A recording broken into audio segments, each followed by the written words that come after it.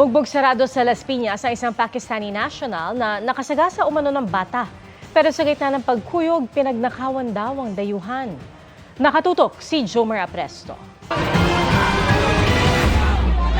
Kinuyog na mga residente ang driver ng isang kotse sa Pulang Lupa 1, Las Piñas City, gabi nitong February 17. Kita sa video ang dalawang lalaki na pinagsusuntok ang driver ng kotse. Iba pang lalaki pumasok sa loob ng sasakyan. Ang kotse nakabangga raw ng 4 na taong gulang na batang babae. Ayon sa Las Piñas City Police Station, isang senior citizen na Pakistani national ang nagmamaneho. Wala raw siyang planong takbuhan noon ang batang nabangga niya. Hindi daw talaga niya napansin yung bata. Nagulat na lang siya at may nabangga siya at na-run over niya yung bata.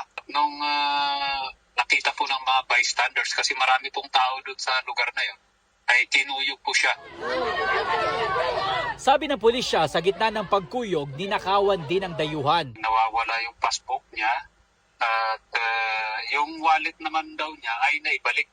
Kaya lang wala na rin pong pera yung wallet. Pero ito pong sa nawawalang gamit niya ay meron na po tayong person of interest na iniimbestigahan natin. Gumugulong na rin daw ang hearing sa barangay laban sa mga nanuntok sa dayuhan. Habang ang pamilya naman ng batang nabangga niya, hindi na umano magsasampa ng reklamo. Matapos magkasundo na sasagutin ng Pakistani ang papagamot sa bata na nananatili pa rin sa ospital. Para sa GMA Integrated News, Jomer Apresto, nakatutok 24 oras.